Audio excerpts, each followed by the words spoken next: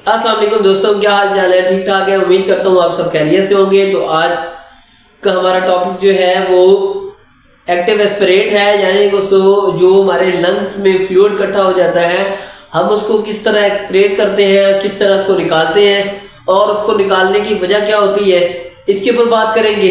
तो आज हमारे पास एक पेशेंट आया है इसी मसले के साथ, शॉर्टनेस ऑफ ब्रेथ के साथ, यानी कि उसको सांस लेने में बहुत ज़्यादा तंगी हो रही थी और साथ वो कार्डिक पेशेंट भी था, यानी कि उसका जो है वो दिल कमज़ोर हो गया था, जिसकी वजह से क्या हुआ कि उसके जो है लंग्स में वो फ्लूइड इकट्ठा होने लग गया है। तो उसका जब हमने एक्सरे करवाया है तो आपको एक्सरे भी दिखाते हैं। उस एक्सरे में वाज़ह तौर पे नज़र आ रहा है कि उसके लंग्स में जो है वो फ्लूइड पड़ा हुआ है, जिसकी वजह से क्या है कि उसने उसके लंग्स को कोलैप्स कर दिया है, यानी कि वो हिस्सा उसका बिल्कुल नज़र ही नहीं आ रहा। तो वो आपको साथ एक्सरे दिखाते भी हैं और आपको साथ ये प्रोसीजर भी दिखाते हैं। तो आइए इस वीडियो को देखते हैं। जी तो दोस्तों, जैसा कि आप लेफ़्ट साइड पे देख लेंगे वो वाइट शेडो आया हुआ है। ये वाइट शेडो जो है यहाँ से लंग्स जो है कोलैप्स हुआ हुआ है, यहाँ पे सारा फ्लूइड इकट्ठा हुआ हुआ है। तो ये आप देख रहे हैं सामने। जी तो दोस्तों, जैसा कि आप देख रहे हैं कि ये लंग में से जो है फ्लूइड निकल रहा है और फ्लूइड का कलर जो है वो बिल्कुल येलो है, जैसे कि पेस्ट टाइप होता है। देख रहे हैं कि हम फ्लूइड इसके अंदर से निकाल रहे हैं और पेशेंट जो है वो काफ़ी ज़्यादा मुश्किल में है। अब हमें पेशेंट को ट्रीट करने के लिए कभी कभी उनके साथ जो है वो पंजाबी भी बोलनी पड़ती है, क्योंकि ज़ाहिर सी बात है कुछ लोग जो है उर्दू की तरह अंडरस्टैंड नहीं कर सकते, तो उनके साथ हमें क्या होता है पंजाबी में बात करनी पड़ती है। तो साथ साथ हमारे डॉक्टर साहबान जो हैं मेडिकल स्पेशलिस्ट और कार्डियोलॉजिस्ट पेशेंट को गाइड भी कर रहे हैं, लेकिन पेशेंट जो है वो बहुत ज़्यादा तकलीफ़ में है, वो भी आपको अभी वीडियो में नज़र आएगा।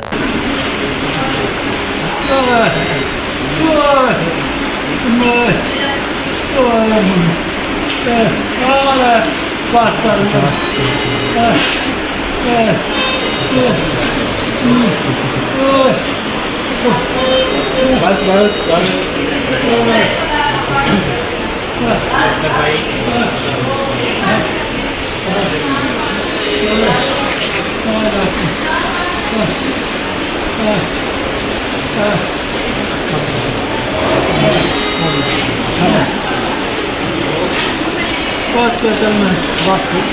हो गया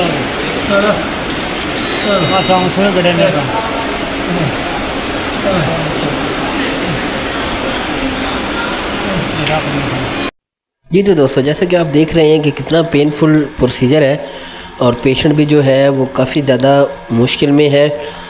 अब हमारा प्रोसीजर जो है वो एटलीस्ट एंड स्टेज पे है। अभी ये जो हम इसकी जो है वो एलपी नीडल के साथ हमने किया था, तो एलपी नीडल हम इसकी रिमूव कर देंगे।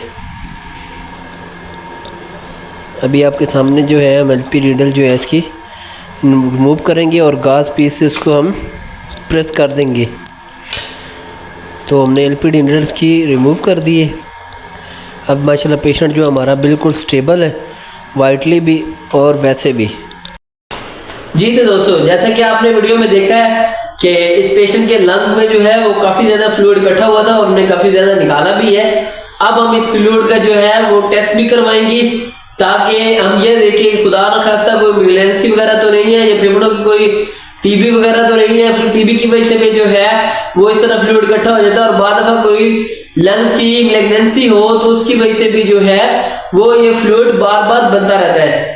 अब हम इसकी हिस्टोपैथोलॉजी करवाएंगे। अब हिस्टोपैथोलॉजी की जब रिपोर्ट आएगी तो वो फिर हमें कंफर्म करेगी कि आया कि इसके लंग्स का क्या मसला था, कि मैग्नेंसी थी या कोई टीबी थी या वैसे दिल कमजोर होने की वजह से ये जो है फ्लूइड इकट्ठा हुआ हुआ है। लेकिन आपने फ्लूइड का कलर देखा कि बिल्कुल येलो है, यानी कि ये पस टाइप है। खुदा ना खास्ता इसका कोई लंग्स का कोई मैग्नेंसी वगैरह है, जिसकी वजह से क्या हुआ कि इसके फेफड़ों में जो है कोई ऐसी इंजरी हुई है जिसकी वजह से ये इसके पस पड़ गई है। तो ये सारा आपने फ्लूइड देखा है कि वो येलो कलर में आ रहा है। तो इसको अब हम टेस्ट के लिए भेजेंगे, तो देखते हैं कि इसका क्या निकलता है। अल्लाह ताला इन पे अपनी खसूसी रहमत करे। तो जैसा कि आपको ये सारा प्रोसीजर दिखाया गया है, इसमें हमने देखा है कि बहुत पेनफुल प्रोसीजर है। जैसी बात है, जब हम अपनी केयर खुद नहीं करते तो हमें इस तरह के बहुत सी मराइल से गुजरना पड़ता है। अल्लाह ताला सबको अपने हिफ्ज़ो अमान में रखे और अल्लाह ताला ऐसी बीमारियों से महफूज रखे। तो इसलिए चाहिए कि हमें अपना ख्याल हम खुद रखें। अगर खुदा न खासा में कोई ऐसा मसला है तो हम फिलफोर अपने डॉक्टर से रिव्यू करें। तो जैसे मैं वीडियो में देखा कि हमारे मेडिकल स्पेशलिस्ट और हमारे कार्डियोलॉजिस्ट जो है उन्होंने दोनों ने मिलकर इस प्रोसीजर को सर अंजाम दिया है और इस फ्लूइड को निकाला है। अब इसका टेस्ट करवा के मेडिकल स्पेशलिस्ट इसको आगे हैंडल करेगा, जबकि कार्डियोलॉजिस्ट जो है अपने दिल के लिहाज से इसको देखेगा।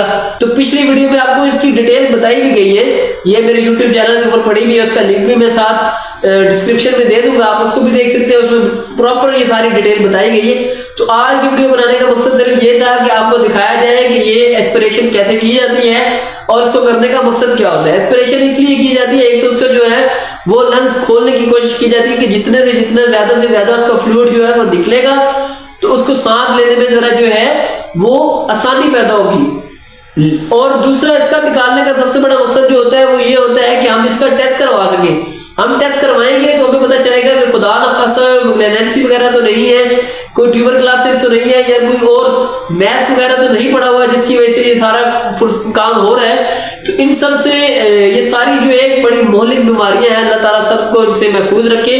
तो जैसे ही खुदा न खासा आपको कोई इस तरह की अलामतें नजर आती हैं तो आपको चाहिए कि फिलफोर अपना चेकअप करवाएं, ताकि इन फ्यूचर या आने वाले वक्त में आप खुदा न खासा इस प्रोसीजर से ना गुजरे, क्योंकि ये एक बहुत पेनफुल प्रोसीजर है। तो अल्लाह ताला सबको अपने हिफ्ज़ व अमान में रखे। तो ये पब्लिक अवेयरनेस मैसेज होते हैं, इनको आगे जरूर शेयर किया करें, मेरे यूट्यूब चैनल को सब्सक्राइब कर दिया करें। थैंक यू सो मच, अल्लाह हाफिज़।